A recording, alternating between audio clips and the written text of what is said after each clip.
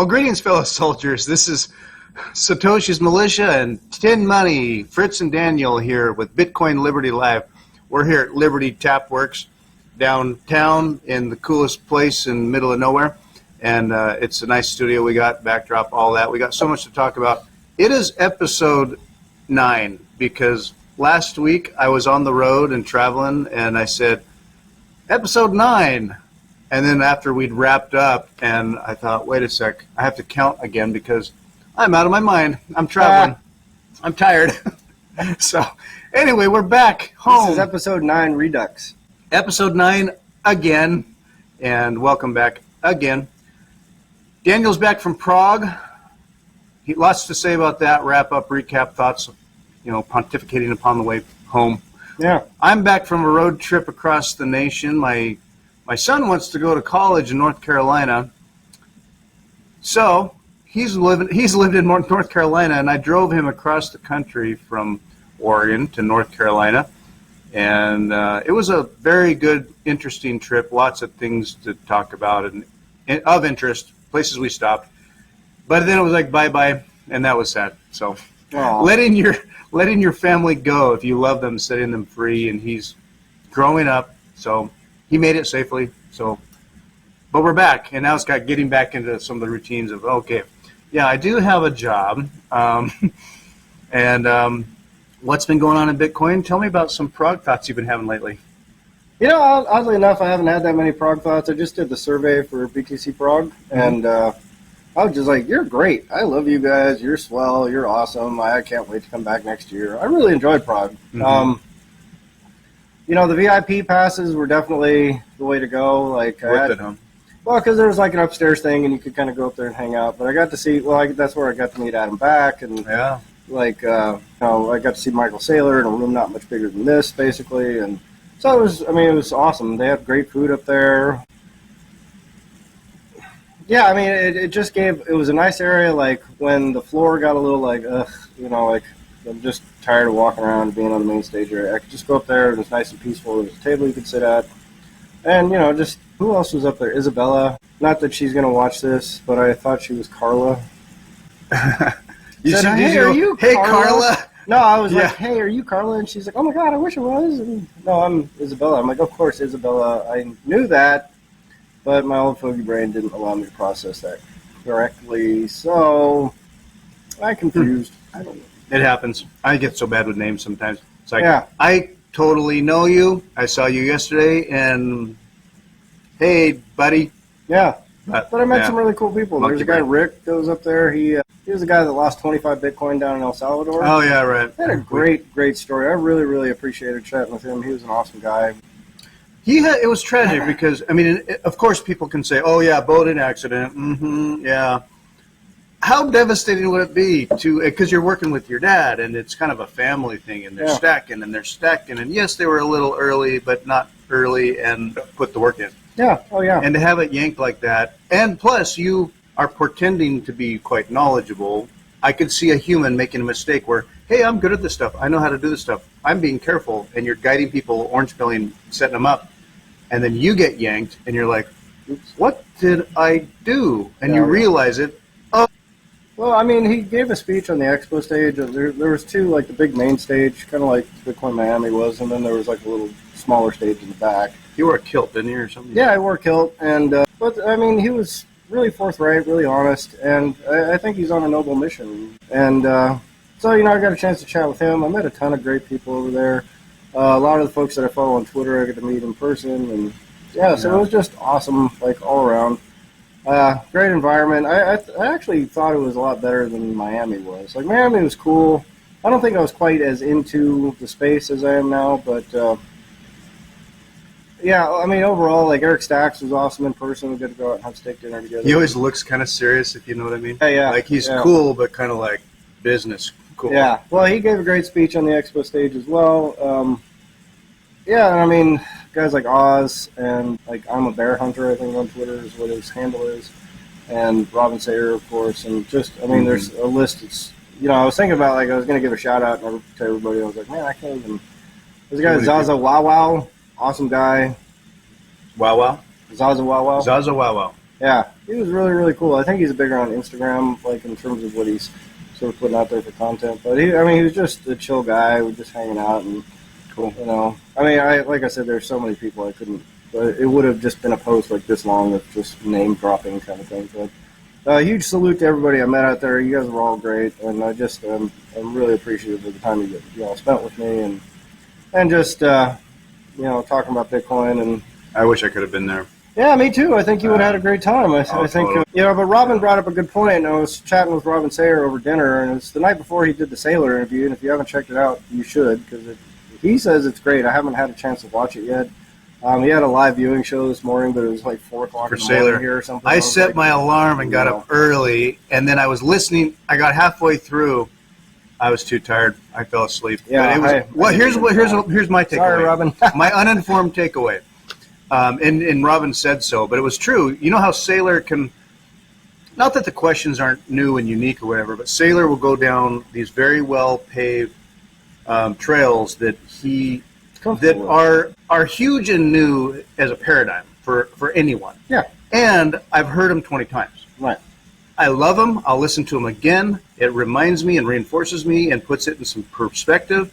But I have heard them. And on Robin's interview, he got into some areas that were kind of new. Yeah, no spoilers. No spoilers. I mean, you got to listen to it. It's new and it was different. Yeah, and that's what Robin was gunning for. Yeah. But the thing Robin mentioned at that dinner the night before was he made the point, like, you could literally pull any Bitcoiner out of the audience and talk to them. They're going to have something unique and interesting to say. And, and when he said that, I was like, yeah, you're absolutely right. But then when I thought about it for a little bit longer, I was going, that's pretty remarkable. I mean, if you just think about the average person you interact with on a day-to-day basis and you go, how many of them could you just sit down and ask them a question about anything, not just Bitcoin, but anything, and hear something unique, hear something novel, hear something interesting, hear a different perspective, something that you could respect and admire, and zero. Like, there are no people like that in the real world. Every sports game you ever watch where the cute newscaster afterwards, like, Coach, what did you think? Like, hey, quarterback, hey, Bob, how did you pull that off at the end? And they can talk stuff for a long time about nothing, right? Yeah. Well, I mean, isn't that the same? Well, no. I mean, it's a canned answer, But I see that when I hear that stuff. It is noise to me. Robin's point was, like, the people that you're talking to in the Bitcoin space have unique insights and unique perspectives. So that's what I mean is, like, for Bitcoin, it means a lot of things. To a lot of people. Yeah. And the only other place I hear where you could sit down at a bar with nobody and say, oh, you're into what? The thing. Anything. And you can start talking about it. Well, in America, Noam Chomsky had an interesting thing about this. He noticed that he was reflecting upon American politics and the state of American politics and how it's always like contentious or territorial and it gets nowhere. But the kind of the common language in America that people do relate on can be sports. Oh, yeah. And so people will be like, what's the big game or what's the current season? And then, now this is just me personally. I'm not judging people who are into sports because I know people are. Or you grew up with it. I collected football cards and baseball cards and all that. But I kind of just shifted away from that over the years. Anymore, I know nothing about it. I mean, I know the game, the rules, and I can watch a game, and I can always enjoy a good game, go live, or if it's on, I'll watch it. But when people get into it, and they're talking about this and that, and some stats, and some draft, and something, and a guy in a play, and I don't care. It'd be like playing golf, and it's like, damn it, I'm going to get it in the hole, and I got to do better. And I don't enjoy it. Right. For me. Now with Bitcoin's my thing there where I could talk about it and banter, and it is very altruistic. Yeah. And meaningful. Well, I mean, I remember reading that thing because I think I was in Chomsky's book, Manufacturing Consent. Oh, yes. I think so. Yeah. And, well, one of his points was, like, it's not that people don't have the capacity to understand politics, but that they just... Because if you think about these people who talk about sports, they have detailed information on stats and this and that. All this info. Yeah, like I can't remember very all deep, that. right? Yeah. Yet they won't apply that same, methodological rigor to politics. Exactly. But the beauty, I think, the Bitcoiners for reasons, like, because it's when you're talking like Bitcoin, they're not like sports enthusiasts where it's just like I just know everything about Bitcoin. Like it's just it incorporates this broad body of knowledge. And I've seen like Eric Kaysen, he's got a great book, I can't remember the title of it right off the top of my head.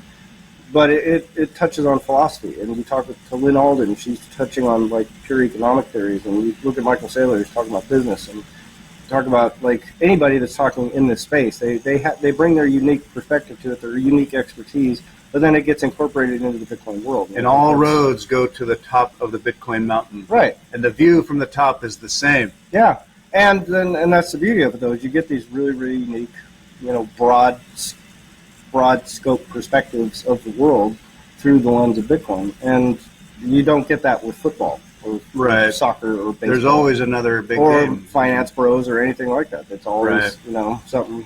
It'd be like, it's like for me, all the other stuff, sports, weather, the financial mainstream legacy financial TradFi noise. It's like here's this is up and this is down and this is up and and I'm like, yeah, and it'll do that tomorrow too. And I my mind isn't there very well, but with Bitcoin it connects deeply but there's a peak at the top of the mountain, and so in any case, Robin Sayre, he asked me when I think about listening to Saylor.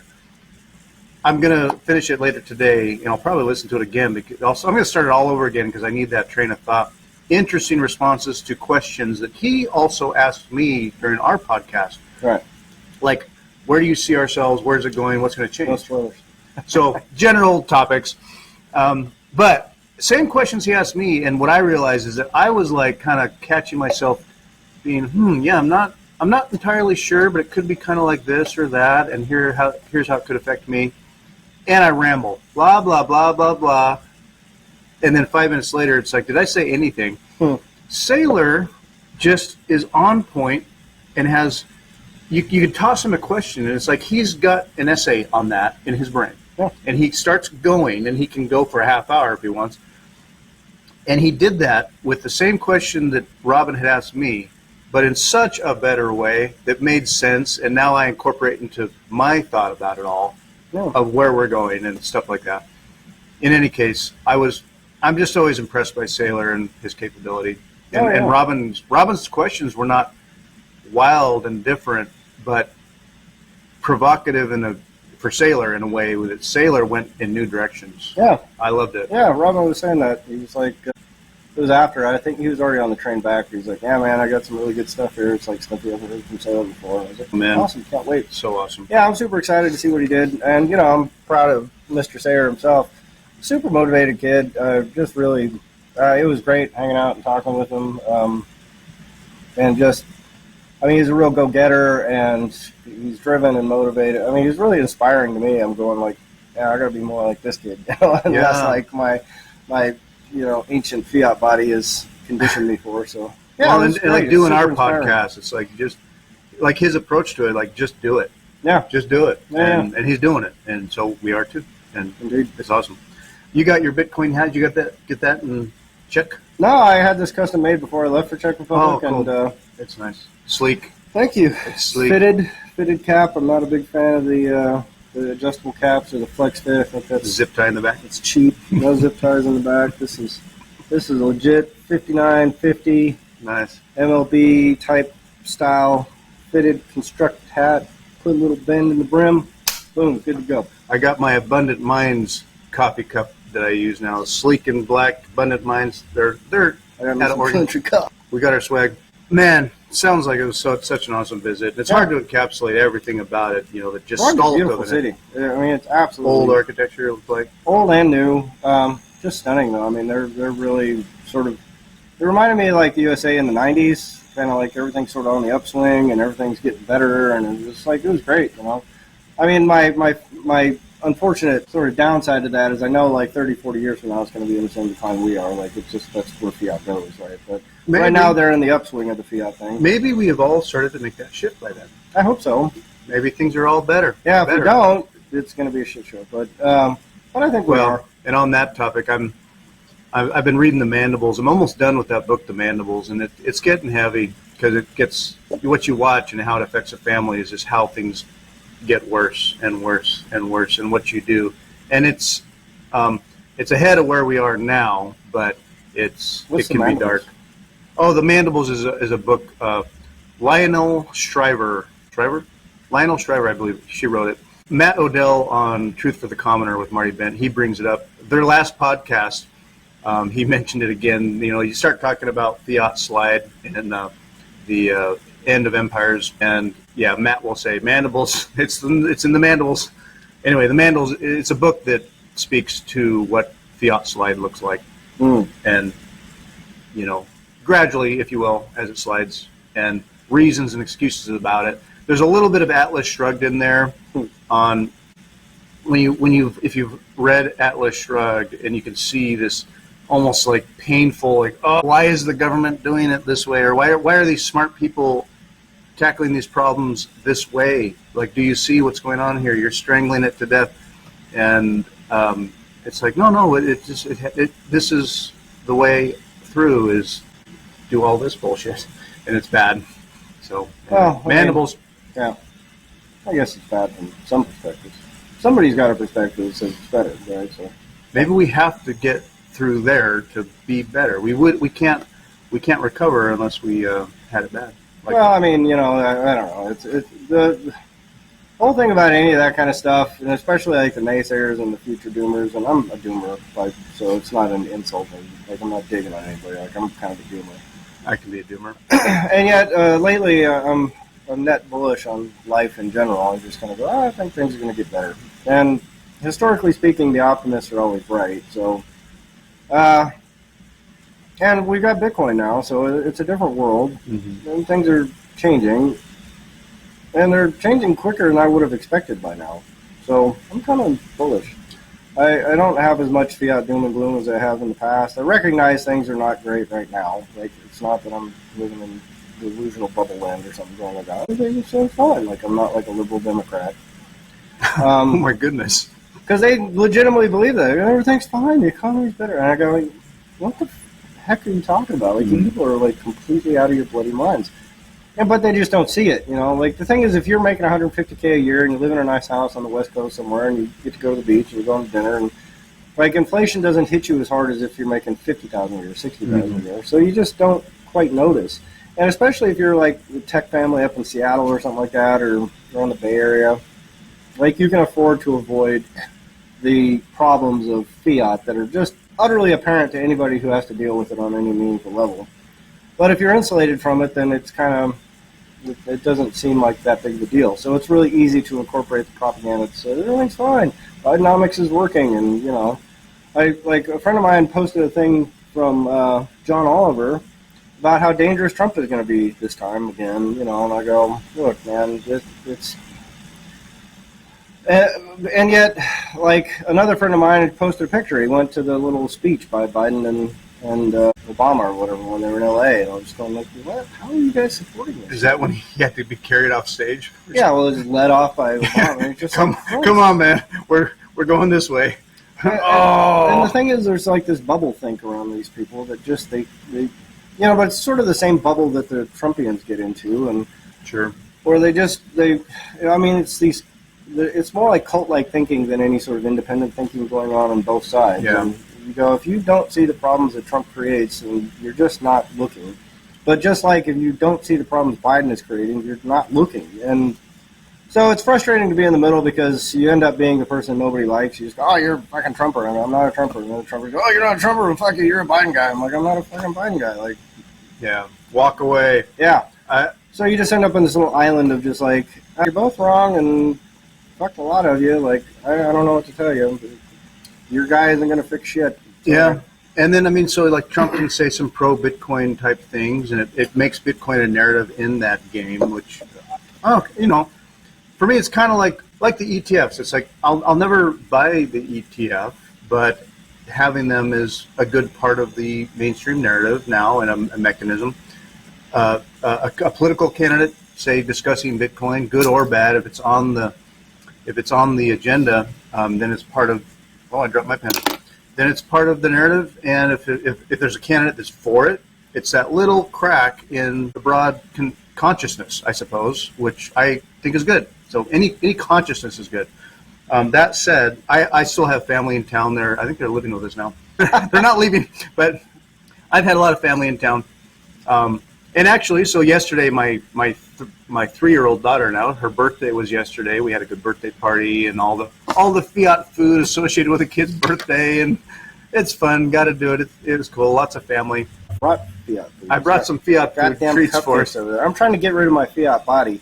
Doing burpees, I'm eating meat, following Brian Johnson's little wackadoodle protocol, sort of. I'm doing all kinds of wackadoodle shit, and then he shows up with cupcakes. Steak and burpees, and then I bring cupcakes. Hey, we had 20 of these things, and we got 8 left, and here's 4. Yeah. You want some fiat food? Eat some sugar. And the answer is yes. And you yes, do. I do. And God damn it, do I want fiat food. It's over there taunting us right now, but we can not eat it, and it's part of the exercise. It's mental exercise. Saying no. I won't have any if you don't have any. We'll smell them and then be Chances like, are good I'm going to fold like a cheap suit. I'm already planning.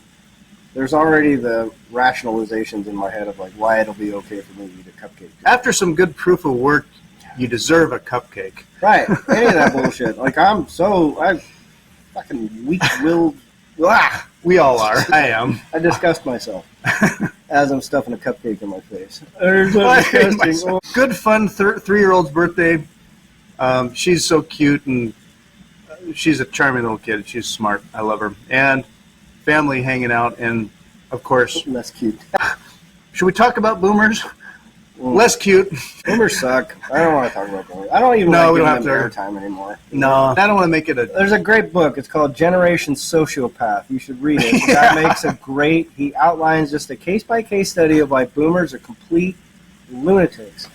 Fuck those. It all makes more sense. All of my upbringing, my parents, our family, my sister's relationship with it, my relationship with it now, even as I've transcended a lot of it, but you have a family visit and you're trying to reconcile, like, what in the hell is going on around here?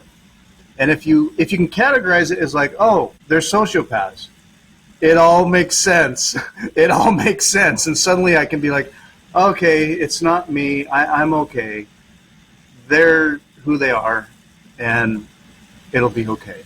And let me just preface this by saying there are some boomers that are not sociopaths, obviously. So it's not to just paint you all with a broad brush. Yeah, there's boomers watching right now. It's just most of you. There are no boomers watching. There's nobody watching right now. Like talking to myself in a mirror is basically what we're doing, with Fritz sitting next to me. So Yeah. Christ. Managing family, like, so you're into Bitcoin, eh? Yeah. And then where that goes.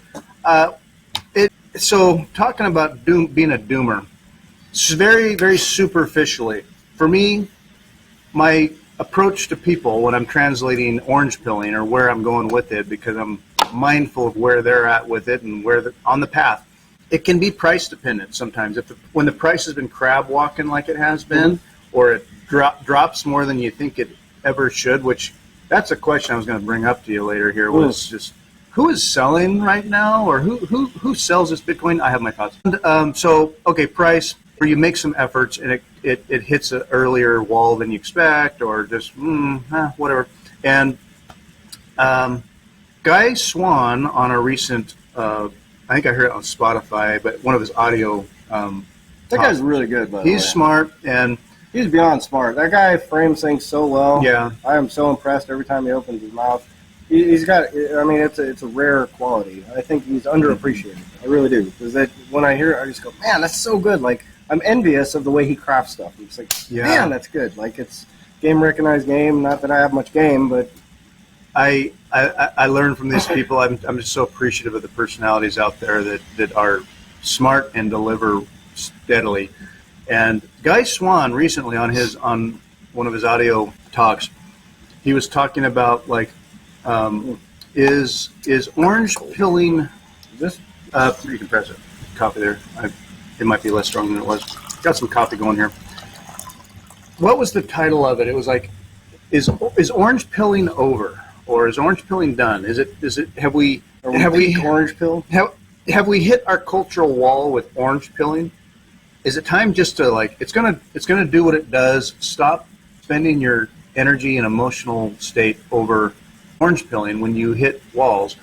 I mean, I think it's always good to be there and be real and educate and promote. But you hit I mean, when you've done that for a long time, if you orange pilled, talk about it, and then you hit a point where you're kind of just like, you either get it or you don't. It's sort of like Satoshi saying, if you can't understand this, I'm not going to convince you. And I start kind of walking away more early or just not bringing it up all the time. Do you ever hit that kind of a wall with Never. Orange Pilling? Okay, good. Well, I mean, like Michael Saylor talks about this, and who is the person that Louis Pasteur, pasteurization? I mean, when they first discovered, like, hey, it's not humors that's causing you to get sick; it's microscopic bacteria. When do you stop microscopic bacteriaing people? Like, when do you stop giving that pill? Hey, you should clean your hands before you perform surgery. Like germ theory. You're not going to get tired of, say, when do you get tired of germ theory? Promoting germ theory? Never. Not until everyone fucking gets it. I'd like my doctor to always wash his hands.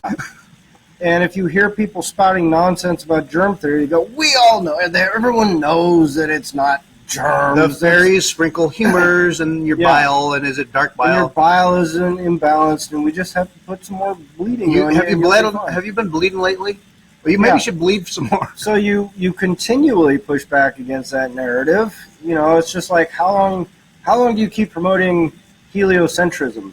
You go, you don't. You push back. You always go like, you always fight against the people that are saying the sun revolves around us. You're always pushing back against the people that say germs don't cause disease.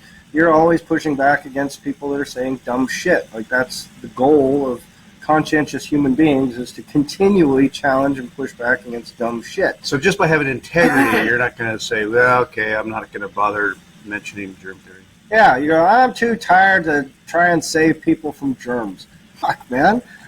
Well, then they see us as maybe OCD, like, what is wrong with you? Right. Well, and I'm washing my hands again. Well, it's a fair complaint. My OPSEC. I mean, it's a fair thing. You just go, look, the point is until your understanding of the world has improved, you need to continually improve the understanding of the world. The problem we're running into right now, from my perspective, is that we are entering such a phase of complexity and we have such granular information about the world around us that people cannot make heads or tails of it. So they are now relying even more fervently on heuristics, which is why you're finding people that will spout, despite massive evidence to the contrary, things like the flat earth theory. There are people that are genuine adherents of flat earth theory. You go, fuck. So it's like this reversion. That was mentioned in Robin's podcast with Saylor. He mentions early theories on, the church's view on the earth and fighting that, what that took. People got burned for I mean, it's so, and Saylor said in Prague that he was invited to talk to a bunch of Harvard MBAs. And now this is a guy who grew a company from like a $500 million market cap to a $4 billion or $5 billion market cap in 4 years. And he did it because he bought Bitcoin. And so he sat down, and the professor of this Harvard MBA, this elite university, says, come and talk to my MBA students, the future of America's business leaders, about your Bitcoin strategy. He sits down and talks to them. The first 10 kids that opened his mouth to Michael said, that sounds irresponsible. It sounds like they were crapping on the idea.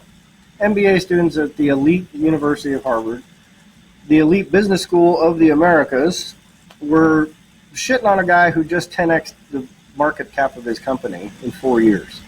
They go, what? How? Because people cannot understand, embrace novelty or complexity. They just get absolutely befuddled by it. And it's the natural impulse for a human being is to go along with the group, because it's a survival instinct. It's baked into us. And that's why people cluster in little tribal groups, and then that's why it's so easy to manipulate people into clustering into tribal groups, because people cannot get outside of their bubbles. They just can't do it. So, if it happens to the elite at the Harvard University, it's going to happen to the guy down at the corner garage. It's going to happen to everybody. I mean, it's just this continual process of pushing back against bad narratives. The trouble we've run into is being reasonable people that are thoughtful and conscientious. It's easy to get caught up in the wrong narrative anyway, and that's where it just makes it hard, because everyone's pulling the cart in like a million different directions now. It's really, really hard to discern what is right, what is true, what is the path forward. And so what it takes is people like Guy Swan, who are experts at distilling that information and boiling Peter it St. down. Onge and Peter St. Onge is another great one. Lynn Alden does a great job of this stuff. Michael Saylor is an expert at this kind of stuff. It's distilling that really, really complex, dense information and making it palatable to a wider audience. But even then, you still have to challenge some of those folks, and you still have to challenge those presumptions, because they're all predicated on very similar logical fallacies and, heuristic biases and all kinds of stuff. We're humans.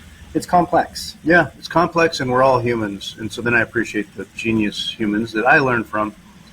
And, my Guy Swan's orange pilling talk about that, I kind of was understanding that. It's like, to the core of our integrity, it's like you can't not be orange pilling or talking about it. I just have to really set sort of where I draw the line with someone who just isn't ready at some level. And I'm like, I only have so much energy to convince anyone if they're not ready. Yeah. But thinking of an anecdote in history, George Washington probably could have lived a lot longer than he did because he got sick. And they bled him to death. And the best doctors he had at the time started bleeding him, and he didn't get much better for a little while. And then so they bled him some more. And then eventually he died. Yeah, I mean, he literally probably was bled to death by doctors 200-something years ago. So anyway, sad. Shitty ideas are easy to sell. Yeah. Well, it reminds me, there was someone that posted, I think it was Elon Musk responded to a guy that said the Delaware court was so dumb for rejecting Elon Musk's pay compensation package and yada yada, and they're doing the right thing. And then Elon Musk replied, they're a bunch of frauds, like the guy that brought the case against him, shareholder. And I just read that, and I didn't know anything about his compensation package. I didn't know anything. I don't give a flying hoot about Tesla. I think Elon Musk is doing some cool stuff. He's an impressive human being, obviously, because he's an expert at marshaling resources. And yet, I thought, well, this is cute, because he just posted that this was a fraudulent thing, but I'm the legally trained mind, and I am well aware of how the Delaware courts of chancery work. They are absolute, by far, the best corporate court and legal landscape in the United States of America, bar none. They have such a depth of expertise, and they are so thoughtful about trying to stay as far away from getting into things like compensation as possible, that in the 100 years they've done it, they've only brought the thing up 3 times, and 2 of them they punted. They went, nope, we're not going to touch that. And this one was so egregious, they went, well, we're going to tackle it this time, because enough's enough, guys. And so if you actually go read the 200-page decision about this little executive compensation scheme, and if you can still come away after reading the 200-page decision and following all the legal citations and understanding the history of the courts of chancery in Delaware and still come to the conclusion that this was somehow an unfair outcome for Elon Musk, I would say you and I have a fundamental disagreement on the core nature of reality. Is Delaware's approach to such matters, I mean, would it be like, companies like Elon Musk's aren't going to want to incorporate there because of this? No. Delaware has 0 concerns about people not wanting to incorporate there. 2/3 of the Fortune 500 companies in America incorporate in Delaware for a reason. Because it is the best possible place to go to have very clean, understandable, consistent, reliable rulings on how things unfold. They're very fair, they're very impartial, and that was true in the Elon Musk case, 100%. Bring it on, Tesla dudes. I'm ready for you. Elon's going to send you a cake with the... I'm going to get auto-blocked on Twitter, man. Like I said, I think Elon Musk is great. Every time he shoots a rocket up into space, I go, yeah, dude, you're a badass. Good for you. But just the very notion... The funny thing is now they're talking about reincorporating in Texas. Texas is also trying to come up with a court that's similar, like business expertise as the court in Delaware. Just go, well, if you can substitute 100 years of precedent and expertise, go nuts. All I can say is Texas also implemented a very friendly bankruptcy court that just recently got all kinds of rung up for corruption and scandals and all sorts of bullshit that was going on. But despite the fact that all kinds of people were going to file their bankruptcies in Texas because of its new favorable business bankruptcy rulings. They go, caveat emptor. Not that anyone's watching this. I get it. If you are and you're a Tesla bro, bring it. Yeah, next time I incorporate my multi-million-dollar venture, I'll consult with you on what state to go in. Delaware, man. Like, Delaware. it's a no-brainer. If you have every major because they're experts in settling like disputes, like compensation packages between boards, shareholders, CEOs, superstar CEOs, rockstar CEOs like Elon Musk.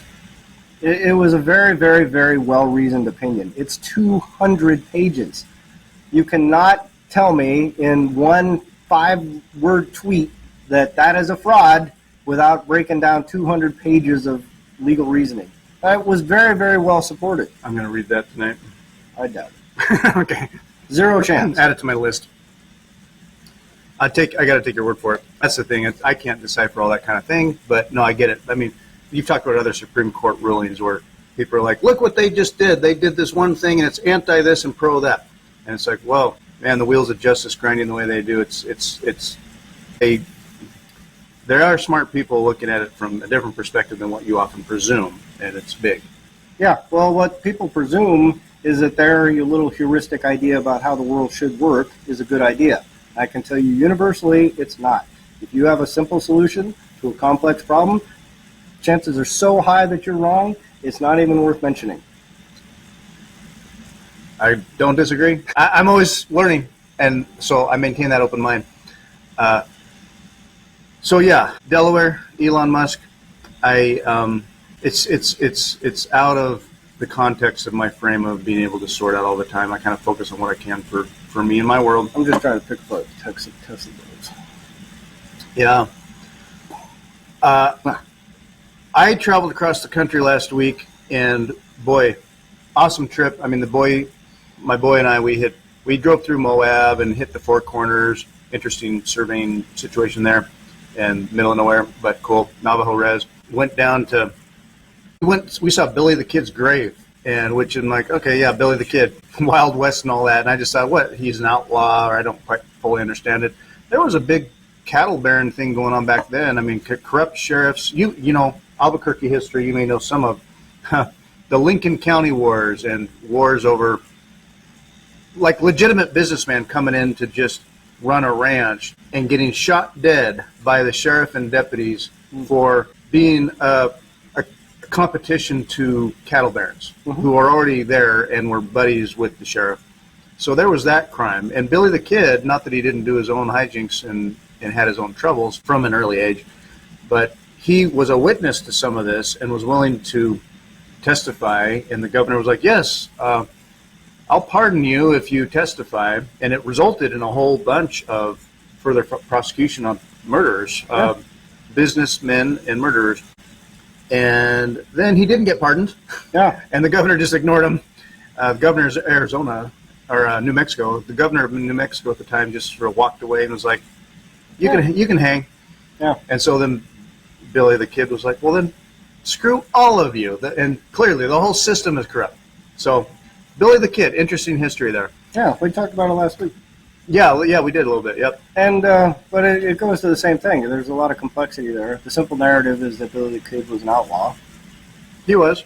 Well, but if you look at the rest of the story, you go, hey, there's more to it than that. Yeah. There's always more to it than that. That's my point. Yeah. Like people that want to get caught up on a simple narrative. It's easy to sell the narrative, Billy the Kid outlaw. It's easy to sell the narrative, California Supreme Court against gay marriage. Easy to sell the narrative, Delaware is unfriendly to business. Easy to sell the narrative, this is unprecedented what Delaware did. I would just point out at the very first page of the Delaware finding, Judgment or whatever. the judgment, Elon Musk's proposed compensation package was 250 times larger than any other compensation package that had come before that court. 250 times. Well, what's wrong with that? Yeah. What's wrong with that is it dilutes shareholders. And they didn't have the way the court reasoned it is they go, you didn't give shareholders adequate notice of what's happening here. You didn't do this appropriately. Elon Musk is in control of that board. So he basically just voted himself a pay raise that is 250 times larger than any other compensation package in the history of corporate law in America. So you go, is that a problem? I don't know, but it deserves to be heard. And you can say, well, I don't see why that's a problem. I go, well, what happens if your congressman just decided to vote themselves a 250% pay raise or a 250 times pay raise? And you go, without consulting anybody. So it's like shareholder rights, board rights with a superstar CEO. Well, the board it's a sham board. Like, he controls that company. Like, one of the stats they pointed out would be, like, for the board to legitimately overcome that, if there was a legitimate objection on that board, they would have to marshal like 98% of the vote to overcome the objection, because he controls so much of the board. And he wrote the whole compensation package himself. There was no input from the board. They didn't come up with any of this shit. He just drove it. He negotiated against himself. He changed some things and pushed it through. And you go, well, he's got under Delaware law, he's got a duty there, and it's absolute fairness. So the court said, you're in violation of this. That's it. It was super simple in a very, very complex manner. Interesting. Yeah, it's a whole different thing. So Billy the Kid's grave is in Fort Sumner, New Mexico. And natural segue here. Because I don't know where else to go with that. Fuck this guy. Shut the fuck up about Elon Musk. I just bought a Cybertruck. Yeah, that's the thing. He's going to turn off my customer service, Elon man. now. I know. I got to keep him paid. No. We went to... It's a cult. I know. I don't mind my nerdy cults. San Antonio, the Alamo, also very cool. I mean, and again, kind of like Billy the Kid. I've heard of the history. I kind of know some of the history. It's a place and a thing happened. It's cool. And when I got there, it was like, wow, this is hallowed ground. The security there was incredible. There were, every corner you turned, there were county deputies, serious law enforcement everywhere, treating that place like a citadel of America and American history, which, it is in a way. As a keynote place in American history, it represents a lot, and it wasn't that one battle, and that they got totally overrun. Santa Anna assassinated people there, and it was like a last stand. And then the military came, and we're like, okay, we're done. And they made Texas America, and very interesting history there. But it was a cool place. I really loved it. Oh, I got this. I had to buy a sweatshirt. It's a cannon.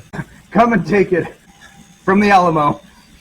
Take my cannon. See, I'm a maxi in other ways too. Yes, I'm going to wear this around. I'll wear this to work. Come take my cannon, people. Boy, and then, so weird juxtaposition from there to Houston, went to the Space Center. We saw one of the big Falcon rockets, early version of what SpaceX, what's used today in these repeat missions and launches. The big old Apollo rocket, 5-stage stuff, and NASA, everything. And I don't know, it's cool. I love that. Saw the space shuttle, the Independence attached to the top of a big Boeing. And yeah, it was cool. Headed from there to New Orleans and New Holland, World War II Museum, and then to the French Quarter. Interesting, different environments. And we talked about that a bit last week. Through into Mississippi, went up to Montgomery, Alabama. They have a legacy museum there that got into slavery.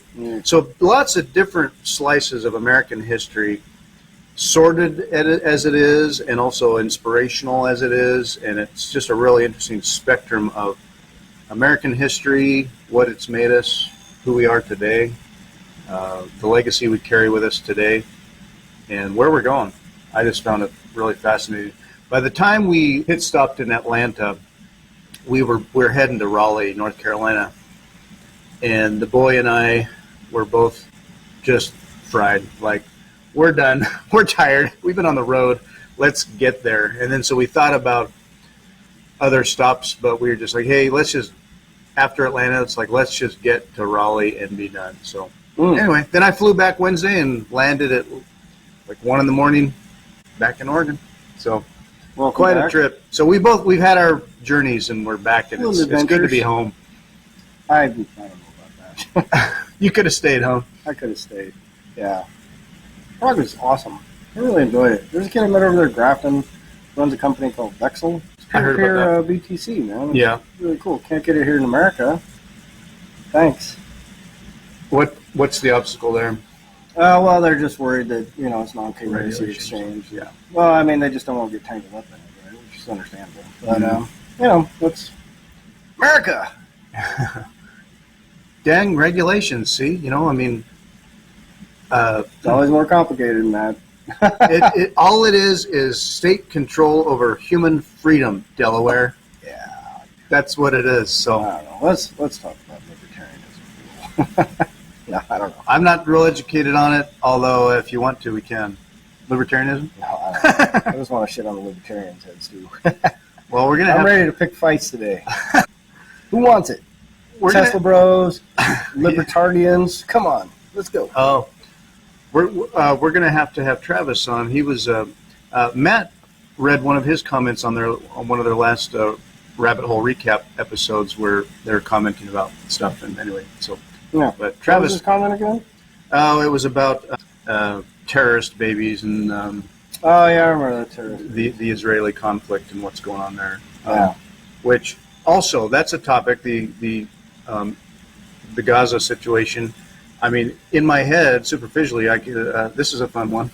I could easily just have an opinion about it. That's like, I'm so sick of that mess. Like, how does it end? I mean, by God, what's the answer here? What's the final solution? What we need to find? Yeah, sounds great. Yeah, I didn't say it. No, I didn't say that. Who really educated me a lot about good perspective on the whole situation, among others over the years. If you look at the USS Liberty being attacked and what happened with that, and Israel's funding sources over the years, the creation of Israel and what Israel does to this day, and then presumes or whatever. Saifedean is Palestinian, Saifedean Amu, the Bitcoin standard. He is, interestingly, he's a courageous guy. I mean, he's a very real guy with strong integrity, and he is such a Bitcoin guy that he's tenacious and just fights for what he knows to be true. Mm-hmm. And he has added to his online presence and narrative the whole conflict going on in Israel and Gaza and Palestine. And I've found that very educational because it brings to light things for me about their history there is dark and hard and fiat driven. Post World War II stuff. There was, and before that there was the Balfour Agreement and things like that.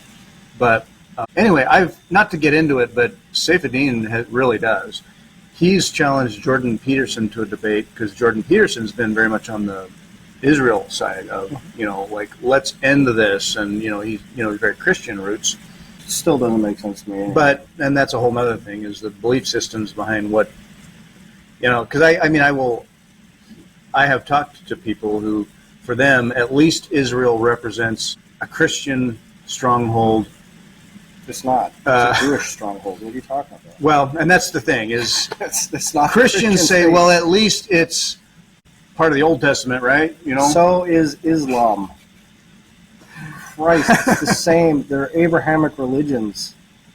Christians tend to gravitate to the Israel cause because it's more familiar with, hey, well, Jesus was Jewish, and it's not terrorism. Culturally, it's more. They're Abrahamic religions. They have a common root. Yeah. It's a common Old Testament root. Hate to break it to y'all. Yeah, I can't decipher it all very well, but no one can. Here's the beauty of the Israel situation. You can have people that are hard right, that are anti-Zionist, and you can have people that are hard left, that are anti-Zionist, and the hard left and hard right people still hate each other. And so I can watch like the Republicans and the Democrats both get themselves twisted in a knot and wrapped around the axle about where they stand on Israel and Palestine. And none of them has a coherent thought in their heads about what's happening there. And I think very few beyond that have any deep understanding of the history of the region or anything else like that. I really appreciate Saifedean because he's coming out and I think he is speaking more truth than not. Mm-hmm. And what the Israelis are doing to the Palestinians, especially with just stealing land and stealing houses. And, if you acknowledge property rights, if someone just comes in and kicks you out of your house, you don't have property rights anymore. So I'm not going to get in the middle of that political morass at all. Not least of which because we are heavily censored here in the United States about talking about anything like that. There's that too. And one of Safadin's things was he came out against Robert Kennedy because Kennedy expressed support for Israel, just like every candidate expresses support for Israel because they have to. Because if they don't, the first thing that's going to happen is AIPAC, the Israeli lobbying group that somehow doesn't have to operate as a foreign agent in America. Weird, because they are a foreign agency. Money, very clearly. But the first thing they're going to do is start telling everybody what a Nazi you are. And it's really, and as Noam Chomsky said ages ago, 30 years ago and 40 years ago in Manufacturing Consent, if someone comes along and goes, "You're a Nazi," how do you defend that? What are you going to say? "No, I'm not"? Like, it doesn't work. You're already branded a Nazi. So you're stuck with a terrible label that people will reflexively hate you for. And you cannot win office if you're a Nazi. It doesn't work. So the political calculus is very straightforward. Israel, yay. Regardless of what you believe, regardless of what you think, and as everything else, it's complicated. It's complex. And there are grotesquely misaligned incentives all around that region for a number of reasons that have nothing to do with political boundaries in that region. And it's U.S. foreign policy, Middle Eastern policy, Eastern policy, all sorts of policies converge in one little region that also happens to be sitting on the most valuable resource, or one of the largest stores of the most valuable resources in the world. Which is? Oil. Oil. Yeah. What else is there? And pipelines that run to it and to the water. And waterways that get that stuff distributed around the world. So I thought it was the Holy Land. There are zero politicians that give a shit about the Holy Land. Zero, including the people. It's a good story, though. Well, given that 80 or 90% of the population is religious, and probably 50 or 60% are deeply religious, you go, well, what, if you're a politician, what are you going to appeal to? Mm-hmm. Yeah, the emotion that way. Yeah. No, I totally hear you. And it's like, I don't know if AIPAC is actually writing the tweets for some of these politicians. The congressman just came out on Tucker the other day. Yes, they are. Yeah. They have an AIPAC guy. He came out and said the quiet part out loud. Yeah. Who was that guy anyway? What's his name? I can't remember. But no, that's the corruption of it as well. And then it's like, it'd be like, America wants to ratchet down, their steady stream of gifts to Israel from, billions of dollars to $1 billion.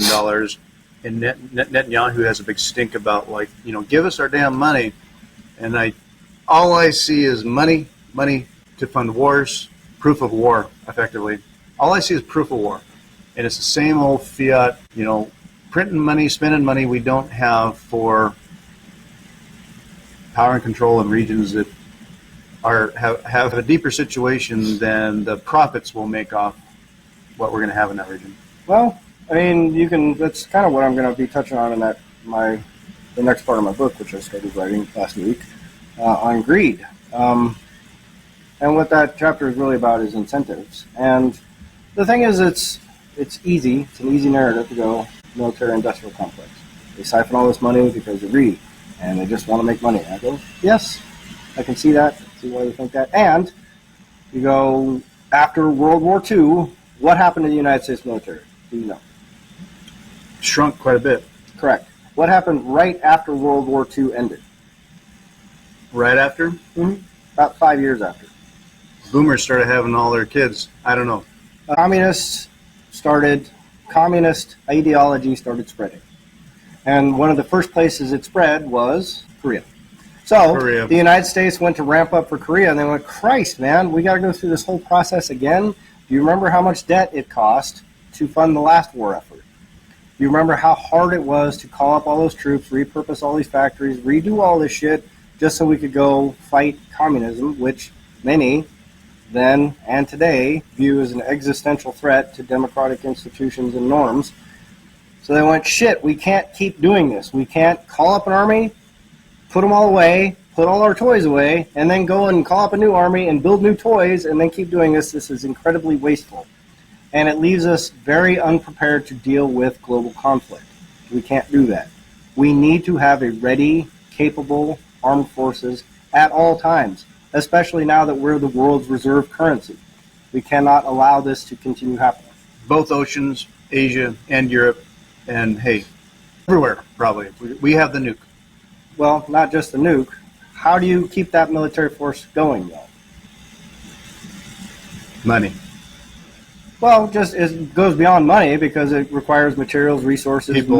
people, training, people. and that equipment degrades. You can't just leave your ammo sitting around Sure. doing nothing. You can't leave your tanks just sitting around doing nothing. So you need to be continually engaged in combat for a number of reasons. A, you need to recycle equipment. B, you need to keep upgrading equipment. C, you need to keep testing equipment. And D, you need capable fighting force that has legitimate experience in a theater of combat. And if you take all those factors into play and then you go, is it greed or is it a very, very, very practical consideration that also implicates a profit motive? Strategery. It's strategery and profit. Sure. And Russia was this large, scary looking, the Cold War had begun too, so we're in that. There's that mindset about global security, I suppose. Well, you get what I'm saying there. Yeah, I do. I think, yeah, it goes back for me. It always goes back to the money for me, the nature of money. And I know there's a lot of excuses around reasons for it all, but I feel like on a Bitcoin standard, you can't just get away with doing what you want to do all the time, how you want to do it, if you're not somehow floating that, pushing that, funding that. Right. But so I guess the question being, because they were technically on a gold standard at the time. Still, yeah, that's true. Anyway, for a couple decades at least. I mean, the thing being is, if we are going to trace it out as greed, you just go, oh, they're just doing it because they're greedy and they're just chasing money. And then if you look at the actual complexity underlying it, you go, well, there's more to it than that. Yeah. And then if you look at the quality of life that we have enjoyed in the United States of America since World War II, you go, what did that come from? Was it because we're just so industrious and great that we just made the world a better place? Or is it because we were able to exercise brute force authority globally in an empire-setting type of manner and able to enact policies that are favorable to us globally and able to export our inflation to get imports globally? You go, well, the quality of life we enjoy is a direct consequence of that military-industrial complex spending. So when we talk about, like, oh, you just can't really do this shit, I go, well, a lot of our life sort of disappears without that shit. So if it were just that easy, God, what a great place the world would be. Yeah, I mean, so at the time, I mean, it makes sense.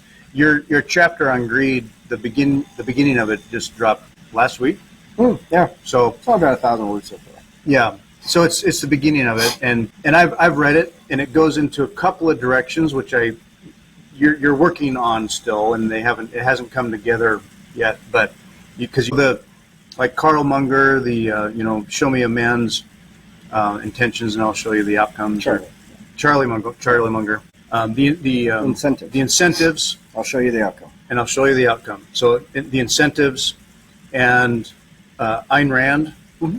Her view on incentives and greed. I mean, greed is good. You think of that quote, greed is good. Mm-hmm. And I get that. Rational self-interest. Yeah, as an rational objectivist. I mean, yeah. I love Ayn Rand. And then the counter to that being, and I can't remember who it was, but the writing that it sounded Native American to me. Yeah, it was Lucky.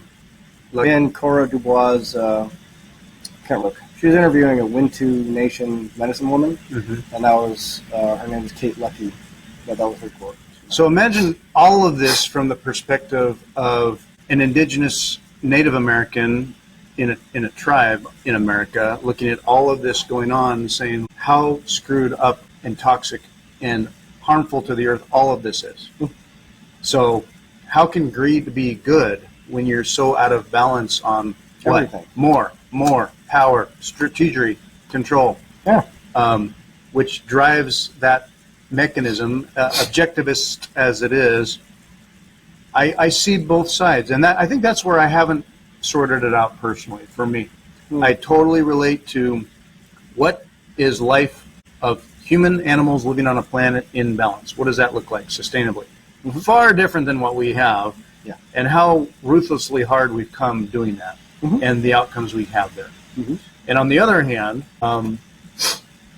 treading on other certain fundamental human rights of, not being controlled or told what to do, or not being able to pursue your dreams or work at something and not have it taken away from you.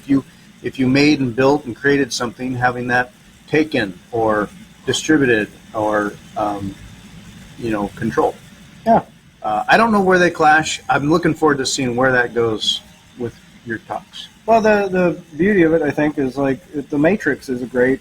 There's a reason it keeps coming up in Bitcoin circles, and the Matrix movies, right? Mm-hmm. So what was the world of the Matrix? It was like a robot AI intelligence world that had us all in pods. Well, no, but what was the Matrix? The Matrix, it was life today. Right. But people might choose that because you can have your stake. You can enjoy the fruits of this world. What was the reality of the world out of the Matrix? Outside of the Matrix, it was austerity. brutal. If you're either in a pod or you're living in a greasy world. Yeah, greasy, dirty, grungy, grimy, ridiculous world. So if you take that analogy to its logical conclusion, you go, fiat is the Matrix, right? So the entire construct that we live in is built on fiat, and fiat is the Matrix, as the Bitcoiners often say, and I agree with. Yeah. You go, so what happens when you strip the Matrix away? We're turning wrenches in a grease pit.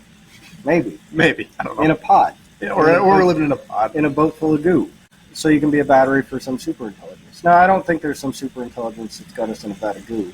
But my point is like, when we talk about, like, rights, and when we talk about property rights, or we talk about inalienable rights, or we talk about any sort of legal structure, any sort of human social structure, all of these things have been built on a fiat mindset, which is built and predicated upon a resource capture and exploitation model that goes back hundreds, if not thousands of years. So we have developed a very intricate matrix by which everyone judges reality, including the experts in the matrix. But if you were talking to an expert in the matrix while you're in the matrix about the matrix, what sort of positions would they adopt? They go, well, we can't dodge bullets. We can't because the rules of the matrix say we can't. And it's not until you trace outside of that matrix and then come back in and go, actually, I can dodge bullets and I can move faster than you and I can learn karate or kung fu in 2 seconds by downloading a program and all this kind of stuff. So it fundamentally changes the reality just by figuring out a different rule set.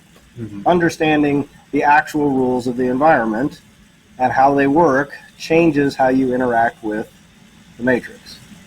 So Bitcoin fundamentally changes the rule set, and it fundamentally changes how you interact with the matrix. But it also fundamentally changes the matrix irreparably. Right. They're not like separate things. And maybe that comes up a bit in the later movies where Neo merges with the robots and they sort of incorporate.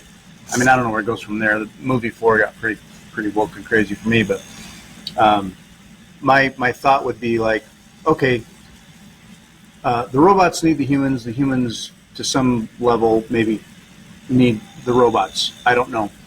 But there's a synthesis there where, the robots can't just treat the humans as batteries, and the humans can't just exist with none of the infrastructure that they rely on for technology, say, or capability.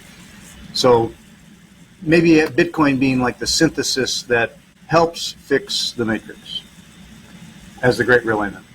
Well, it's not just like robot war and we either win or lose and boom, robots dead and gone, we'll never do that again, but a shift. The thing that I'm trying to stress is that it is impossible for any human being right now to have a reasonable estimation of what the world looks like with fair rules in a competitive resource capture environment.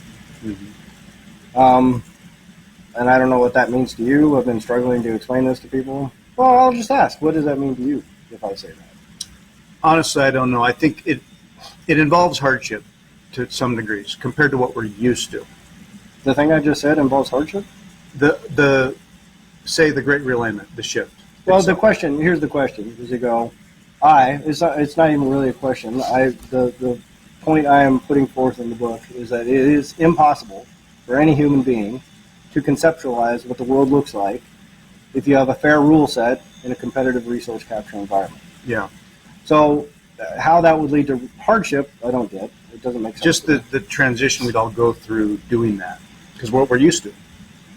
Well, but we can't know, is the... Yeah, and that's the thing. I don't know how to describe what that looks like or would be. Well, you can't. That's my point. Is fundamentally we cannot, under any plausible theory of like reorganizing the matrix, understand what the matrix looks like if everybody understands the rules of the matrix. Mm-hmm. You go, what does that look like? I don't know. What happens when everybody can dodge bullets in the matrix? What happens when everyone is awake to the matrix and what's happening to them in the matrix? How do they exist in the matrix?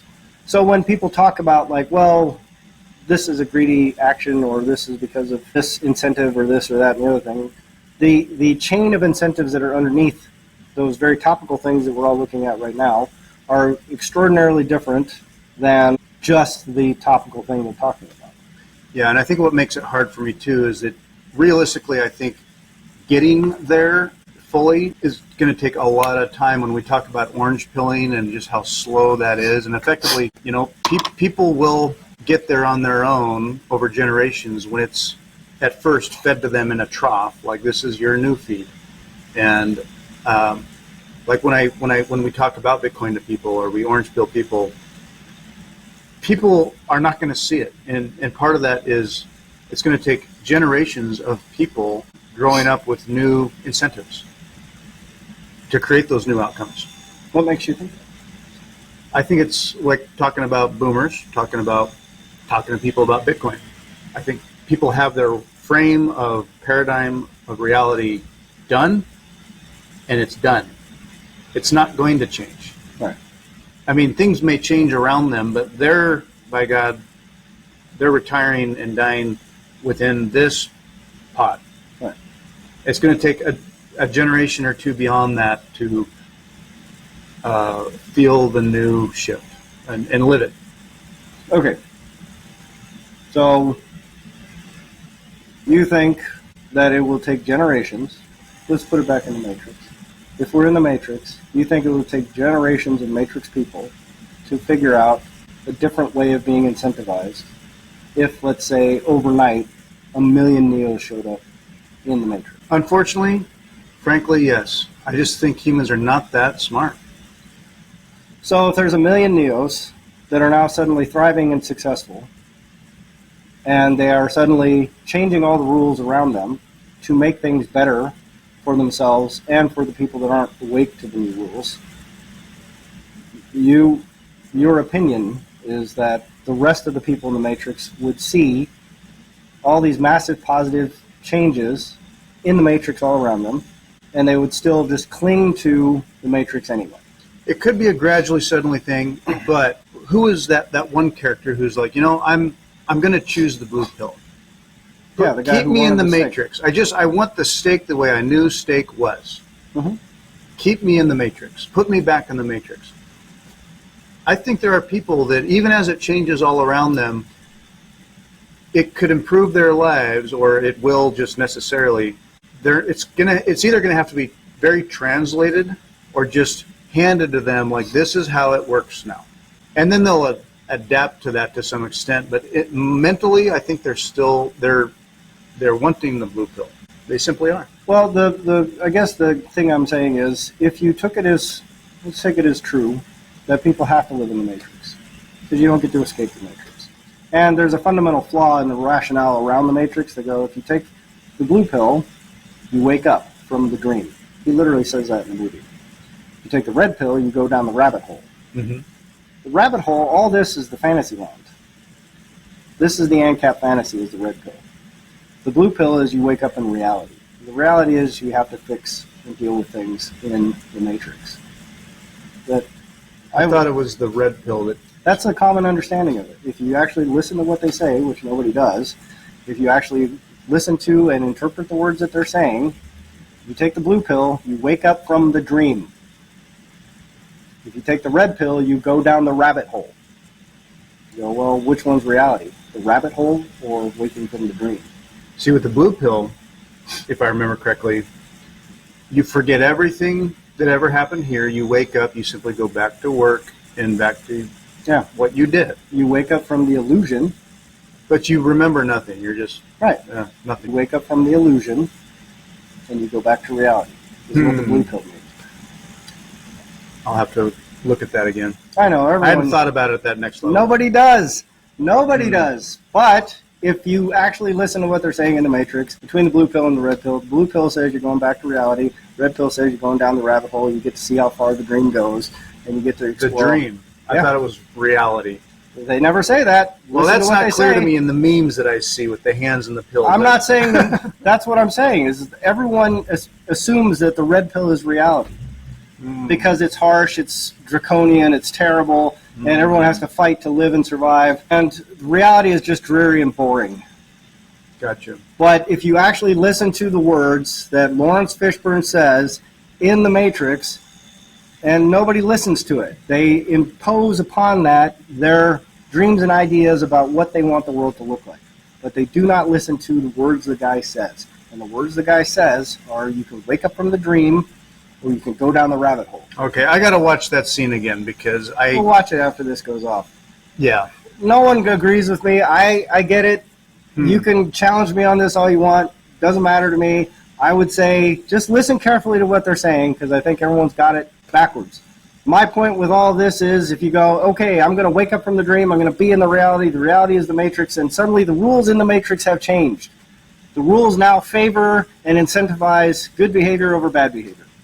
And the simplest explanation I can say for how Bitcoin realigns things and the simplest explanation for how I think this fixes things is the same examples I make with the sports teams. You go, what happens if you're not allowed to cheat in football? What changes in the game? The whole game changes fundamentally, tip to tail. It's a completely different game that you're playing.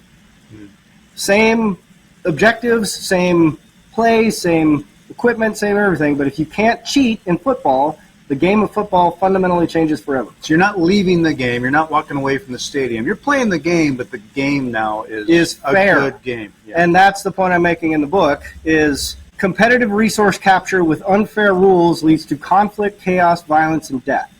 Always. It has to. There is no other possible outcome from competitive resource capture games with unfair rule sets, unenforceable rule sets. Property rights on a piece of paper are unenforceable rules. They can be violated at any time by any person that has more strength and power and ability to exercise force against you than you can return. Right. So you have no rights under any concept. Those are theoretical ideas. Those are philosophical ideas. Those are paper ideas. Those are fiat ideas, 100% to the very core. My inalienable rights, granted by God, are unenforceable without massive structures on top of it, massive social structures that are also fiat in their implementation. They're also paper rights, and they're also paper constructs. They're paper power systems. So you go, how much do you trust your fiat paper? 0. Why would you trust your paper rights? 0. Why would you trust your paper institutions? 0. What can you trust? Bitcoin is a fundamental, inalienable right that you can exercise under the existing rule set and be insulated forever. So if you have one fundamental right that no one in human history has ever been able to exercise in a competitive resource capture environment, and that's a huge caveat because in a competitive resource capture environment, the game is competitive resource capture. The game we've set up is competitive resource capture, which is why when people talk about ancient trading systems and the YAP and using shells and wampum and all this kind of stuff, they leave out the cultural context of that 100% of the time because they look at it from an economics lens, and the economics lens is 100% fed by a fiat mindset that says this is how people trade in a competitive resource capture environment. You go, none of those societies was a competitive resource capture society. And even Lynn Alden in her book, which is brilliant. I think Lynn Alden is a genius. I think she's amazing. So no criticism whatsoever. And she's coming at this from an economics perspective.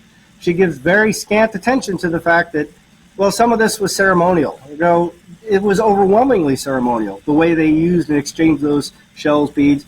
this was a display of wealth. No, it wasn't, because they did not look at wealth that way. They did not view it that way. Western people saw that and interpolated that, added that to what they're doing, and said, yes, this is just like what we're doing, but it's not. It's completely different. It's fundamentally different. They were playing a completely different game, and we were applying our rules to their game.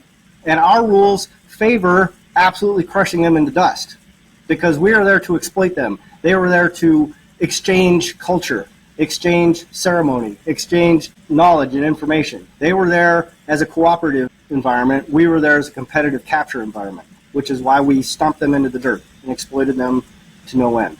I do think we often romanticize the ideas of, okay, natives living off the land in peace and harmony and balance and nature and all that, and that they dealt with some hard lives and had enemies and had to either run and hide or be strong and fight themselves. I think Native American tribes had their own dynamics that had some brutal life to it. What are you predicating that on? Think of like going through Texas and the tribes that had horses and were, like, you could say, were roaming barbarians, taking what they could as they traveled, and other tribes were peaceful, more or less, but I think that they had their own wars and thefts, and you got wives because you took them from elsewhere. And I think if you trace that out a little bit further, and if you look at it a little bit closer, what you'll find are those are hybrid societies. Those are not hunter-gatherer societies. Those are hybrid agricultural hunter-gatherer societies. And one of the common mistakes that people make when they start saying things like, well, this is just natural, even the Indians fought wars and stuff like that, you go, I don't think that was true until they incorporated agriculture. That's true. They used the horse. Society. They got the horse, and it was like, whoa. Once they started domesticating animals, once they started agriculture, just like in the West, just like in the Far East, conflict started ensuing. But it's not until you get to agriculture and animal husbandry, because there's 250,000 years of archaeological history that doesn't show any evidence of people engaged in conflict. So here's a thought then. Cortez comes, lands in the Yucatan Peninsula, and they're like, oh yeah, of course they're going after gold, and they're fucking crazy people, and they're like, let's go over there, and they run into, there are some Mayans and the Aztecs out there, yeah, so all that. That's a post-agrarian society. Okay, because that was some nasty worshiping stuff as well. The Aztecs, what they were doing, Cortez got there, and it reinforced his belief that this is demonic. Right, and it's a post-agrarian society. It's not a pre-agrarian society. And that's where people get this all buggered up, because they start imposing Western values and ideas just like Cortez did. This looks like barbarism because our view of agrarian society is different than their view of agrarian society. And they had a religious mandate. These people are not Christians.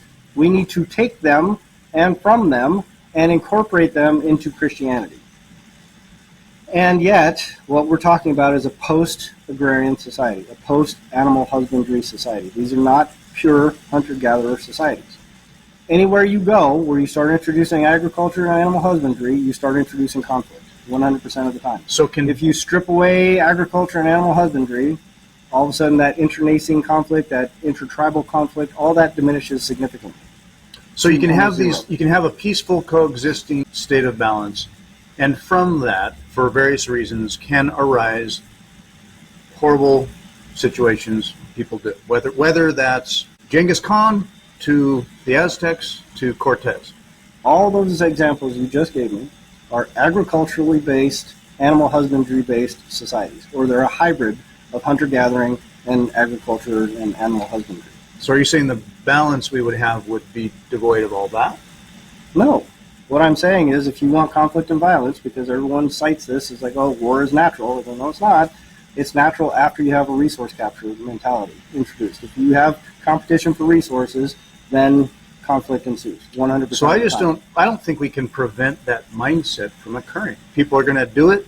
They're going to have some more power, and they're going to exert that power, and it just cascades. It's just going to happen if that's a human condition. It's not a human condition. There's 250,000 years of human condition that didn't happen, and then there's a recent 10,000 years that it did happen.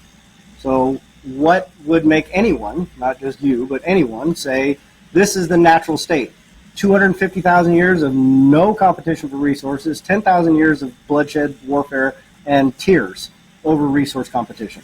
So why is this the most prominent factor in 250,000 years of humanity?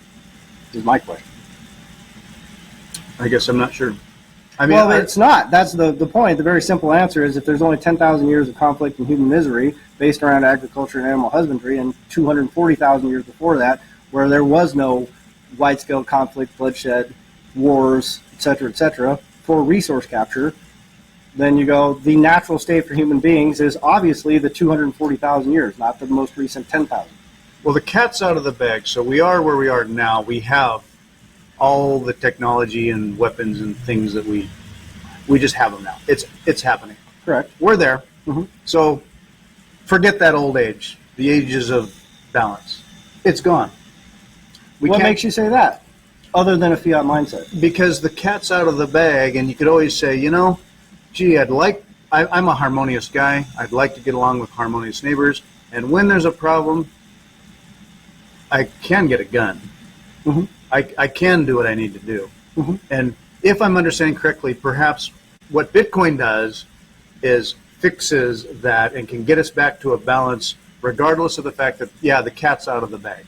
Well, again, the mindset's out. What I think what you're alluding to there is, well, what does it look like when this happens? And I go, you can't say, because right now it's competitive resource capture and it's advantageous to bend the rules, push the rules, break the rules.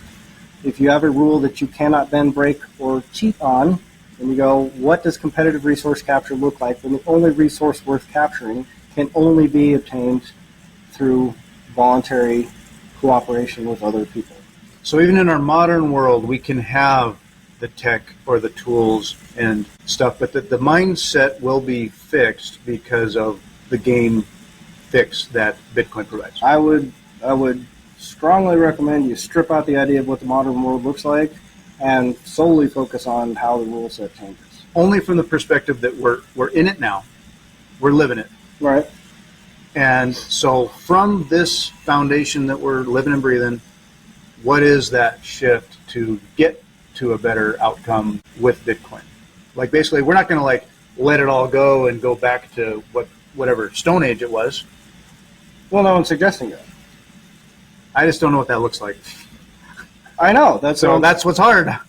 Well, I mean, the hope of being able to predict what the game looks like when you play by a fair rule set is, it's just naked conjuring and fantasizing.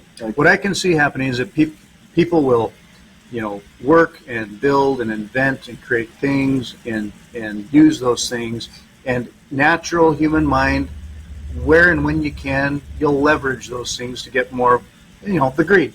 I mean, it's there. It's down in us. I don't agree with that.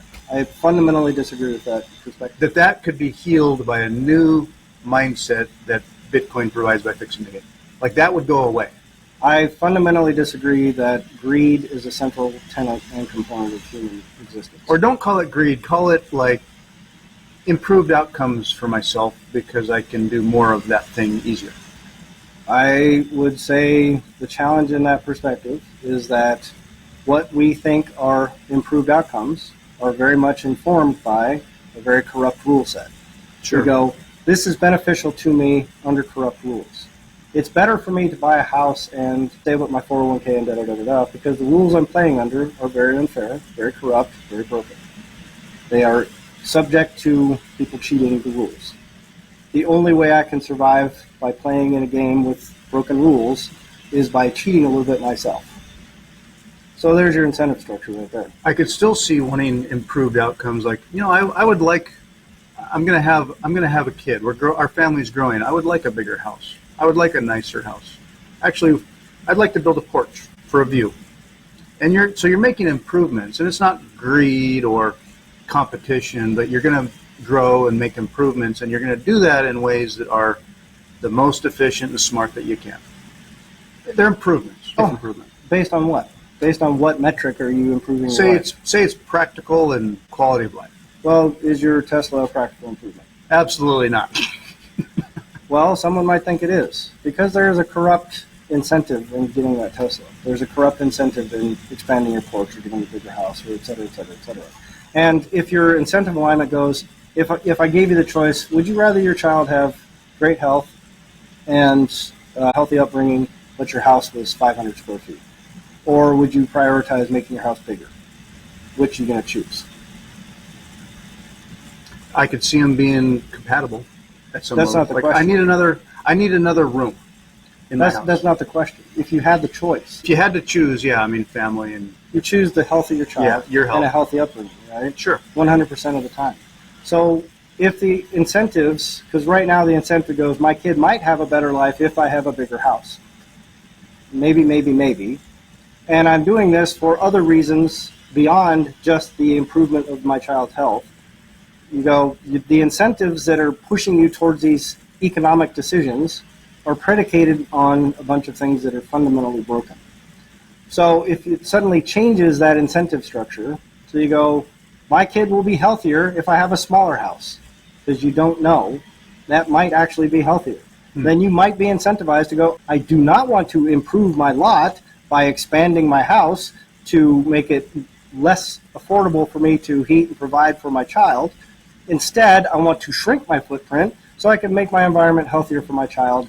And now I've learned that not only does this make it better, but it improves our family relationships because we're not segregated so much. And so these incentives have suddenly shifted dynamically, fundamentally, and on a massively deep level without any sort of change in anything other than the underlying structure, what is incentivized right now. And again, if you can enjoy, for the first time in human history, fundamental property rights that can't be taken from you, that aren't paper rights, then the incentives that flow from a legitimate fundamental right that cannot be violated, the incentives change dramatically and quickly. Sounds like a kind of self-imposed austerity. It's not self-imposed any austerity. It's got nothing to do with self-imposed austerity at all. Is it austerity? It's got nothing to do with austerity at all. Zero. Say you have a 2-bedroom house and you're going on from 3 kids, you got twins now, you're going to have 5 kids. And for the health and well-being of your kids, yeah, you kind of need a little more space. What makes you think you need more space? Because the bathroom's always occupied and damn it, I got to pee. Well, is that a need? Yeah, I got to pee. Well, it's a convenience. Okay. My point being is the incentive structure underneath it changes. And that is so fundamental to what I'm talking about. It's hard to talk about anything else without someone grasping what that means. And if you talk about what gets incentivized on a fair rule set, it's different than what we're thinking right now. It is. And I'm clearly struggling to get my mind all around it or what it looks like. I'm so familiar with what we have now and today. Everyone is. And so when I think of what is sustainable, it doesn't have to be getting back to such core, like I need nothing and I can be happy and healthy in a 1-bedroom little place with 5 kids. Literally no one is suggesting that. Okay. That's got nothing to do with what I'm talking about. Oh.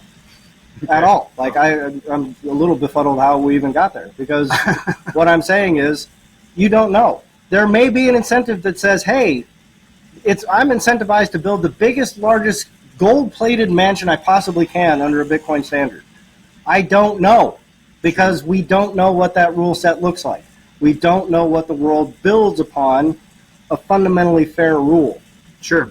Competition with fair rules makes human beings the most beautiful, imaginative, creative species on planet Earth.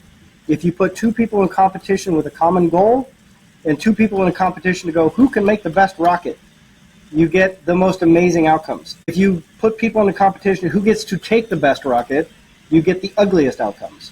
Right now our rule set says take as much as possible. The Bitcoin rule set says produce as much as possible. Uh-huh. And so what do we produce? Heaven only knows. Because under an unfair rule set, we've got a guy who's building a rocket ship to Mars. That's amazing. It's beautiful. We have galactic communication. I can pick up my cell phone, have a supercomputer in my pocket, and that's all been incentivized under a very, very deeply flawed, unfair rule set. Mm-hmm. What happens when we improve that rule? What happens when we fix that base rule? You cannot cheat to get resources. Yeah.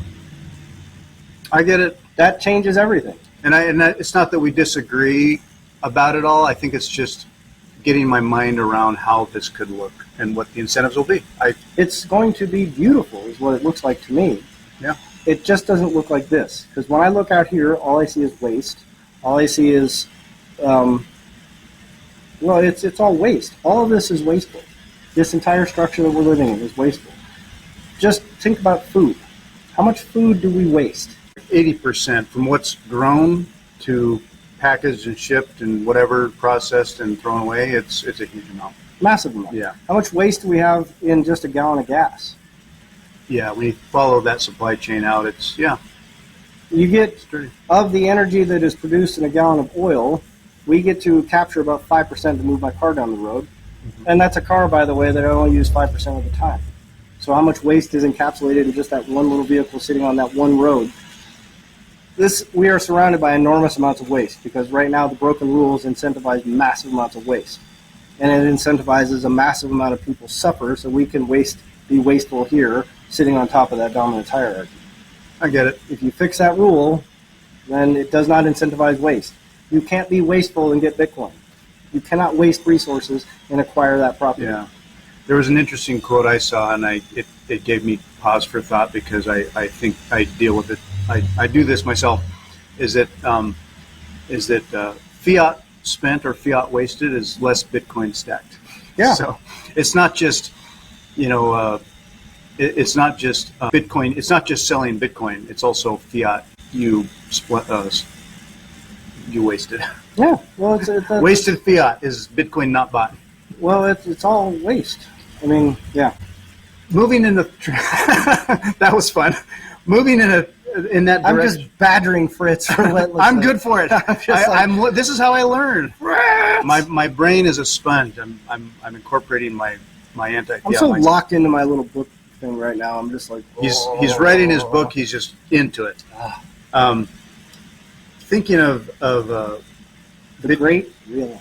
Thinking of let's get selfish here. The price of Bitcoin right now. When we talk like this, and it's like, like we've said before, you don't spend your Bitcoin. We don't sell our Bitcoin. We don't. You don't want to waste your fiat not being able to buy Bitcoin. Coulda, that's that Nokia you bought back in decades ago. How much was that worth in Bitcoin now? Like, dang it! Why did I ever eat? Yeah. Why did I eat? Why did I eat? I could have bought Bitcoin. Who is selling their Bitcoin right now? There was an interesting talk on, I think it was Natalie Brunell with a Swan panel, and I cannot remember the guy's name. Anyway, Unger, or I can't remember his name now. Anyway, he had a lot of good theories about complicated things people are doing to leverage Bitcoin and short this and blah, blah, blah, blah, blah. And Bitcoin works under different rules. But there are games being played and using the ETFs and things about Bitcoin's price and yada, yada, yada. And I'm not smart enough to understand, like, why does this make sense? Here's my theory, is that Bitcoin, as it was early, and a lot of rando nerds and people who got in early and accumulated a bunch, and there's like a realignment of Satoshis where a smaller number of people ended up with a whole bunch early. Mm-hmm. And as people buy more and buy more, if I think about it, if it was me 14 years ago getting into Bitcoin, and it's like, I got all this Bitcoin. It's not like the people that got into Bitcoin early like that were heads of nations, heads of corporations. I mean, there were people like you and me getting into Bitcoin. Yeah. And as the price went up, and it's like, hell, I can easily sell a little Bitcoin here and there, and people are. So they got fuck you money. They got some fuck you money, and they can spend it, and it's not much, and they can still sit on a bunch, and they're fine. Mm-hmm. What I see is like a shift in Satoshis going from a fewer number of people that got a whole bunch early, and as it trickles through and integrates into more and more people and more systems, there's a shift of who's owning what Bitcoin. And what I think is happening is that a handful of people that have a whole bunch of crazy Bitcoin can sell it, and do, of course, and still sit on plenty. So there's that transition happening as Bitcoin distributes itself more widely. Well, right now miners are leading the selling. They have to. It's normal after a halving because they need to upgrade their equipment. But I look at how much is mined versus how much. I mean, how much they've been sitting on massive boards. I mean, miner accumulations were big. I can't remember. I think I saw a chart on Glassnode, but there was a lot of miner accumulation, and then they naturally sell because they're natural sellers of Bitcoin. And with the halving, they're going to have to upgrade equipment. So even as they're growing, they are funding that from they have to holdings they have. Right. Yeah. So they're natural sellers. They're always going to be sellers, and especially right after a halving event. The whole badgering of Fritz for the last 20 minutes was to further the idea that what's going to gradually happen if people have half a brain in their head is they're going to hodl.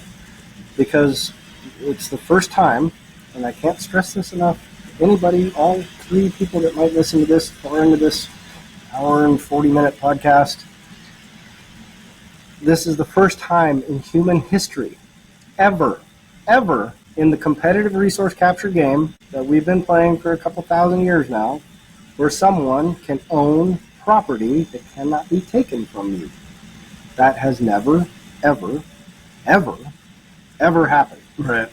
That is such a fundamental change in the human condition under a competitive resource capture rule set that it is impossible to state how profoundly that changes the world. So if you have half a brain in your head, you want to have some of that property because that fundamentally changes your relationship to the competitive resource capture game as it moves forward. Right now, the natural sellers are people that are still thinking in a fiat mindset. They're still looking at the world like, well, I got to pay for my kid's dentist, and these are all practical considerations. We all still live in the matrix. You still have to exist in the matrix's rules. You need to be Neo right now, and right now Neo is capturing a little bit of property. He's changed the rules in his favor, and as long as you hold on to some of that, which is one of my other highly controversial statements that I'll make, I think within 10 to 20 years, Michael Saylor will probably get down to holding maybe 1 Bitcoin max. I think he will be incentivized to not hoard 250,000 Bitcoin. I think it'll be a very natural evolution for him to go, oh, I don't need to do this anymore because the rules of the game have changed so profoundly that it does not favor me hoarding this property because I don't need it. All of the things I need are contained in this one very tangible property right. Maybe even 0.1 Bitcoin. In his last podcast with Robin, he touches upon not that exactly, but looking down the road in the future, people sitting on Bitcoin, or imagine the pile that he's sitting on. That is power and leverage and capability that you will have in the world, and you can make the world as you would want. Now, there's a fiat view on that you can do all this stuff through money now. There's another great realignment view on that, is that it doesn't have to be power and asserting control or anything. It could be making the world better. It could be... I think we'll be naturally incentivized to make the world I think better. the incentives would be pro-Bitcoin, pro-human. They have to be. Yeah. Humans in competition, cooperative competition, are the most beautiful, create the most beautiful outcomes in the universe, I think. Yeah. I don't have any other models. And I see what happens when people cooperatively compete, or when they compete with fair rules. You get amazing outcomes. If you look at sports where it's impossible to cheat, or much, much, much harder to cheat, like running or something like that, you get to see these amazing advances in like how people perform and breaking the minute mile and the 4-minute mile and all that kind of stuff, because it incentivizes a different approach to things. If you want to look at some of the nastiest outcomes and the nastiest people in the world, look at competitive environments, resource capture environments, competitive resource capture games, football, soccer, whatever, and just look at the personalities that develop from that and what they get incentivized to do on the field, and all the rage and drama that comes around it, because that incentivizes shitty behavior. So when you stop incentivizing shitty behavior, the world starts looking better naturally. And not in a predictable fashion, just because human beings are not predictable in what they do with their creativity, and not that we have to suddenly go back to being hunter-gatherers, because the world couldn't support that. The Earth simply cannot support everyone going back to some, Anne Prim existence of going around shooting animals with bows and arrows. What it does incentivize is taking the things we have and making them better, more pro-human, and more evenly distributed, so there are no people suffering, is what I think happens.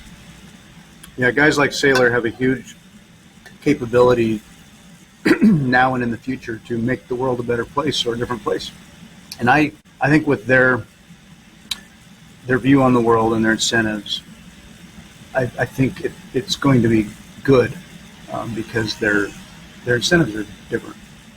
I don't even think Michael Saylor has fully captured how deep that incentive shift will affect him personally, his business model personally, or his business model collectively. I knew, or perhaps it's some arrogance on my part. I don't know. Yeah. What I can say is that I think people are grossly, and I mean grossly, underestimating what that incentive realignment looks like. Because there is no model for it. There is no way to accurately predict what people do with an unbreakable financial rule. Mm-hmm. Yeah. I'm excited. There's things about it that are a little, not scary, but there's so many unknowns because I'm still getting my mind around it all. I have zero fear. Like, I really, really do have zero fear. It baffles me when people, I'm worried about the fear. Why? Like, we're already there. Bitcoin's hope. That's the thing. Fundamentally, I think without Bitcoin, I'd be really like, oh my goodness, like, oh, just take what you can and hold it and protect your family. But yeah, with Bitcoin, there's such hope and quality that I see. I mean, it's inevitable. Like, it can't be stopped. Nothing stops this train. Yeah, nothing stops it. So it has to happen, folks. Well, it is. It's already happening. And it's happening. I mean, that's the beauty of it. Is there's no, like, I look and I go, oh yeah, it's already happening. Like, the cancer is spreading, and it's a good cancer. It's the kind of cancer that makes you grow 6 inches taller and makes you stronger, faster, better, more. Yeah, Michael Saylor tweeted a thing about Bitcoin, and Michael Dell retweeted that, saying basically just look at the fundamental, folks. This is what it is. Yeah. They're no dummies. It's spreading. Yeah, and it changes everything. It legitimately changes everything. Awesome. It's going to be so cool. I am looking forward to it. If you got some Bitcoin in cold storage, you're already at the front of the pack. Yeah. You're already on the ship to Mars. You just haven't realized it yet. Yeah. As soon as you do, you can join me and Planet Lake. Yay. Yeah. Join our Citadel if you want.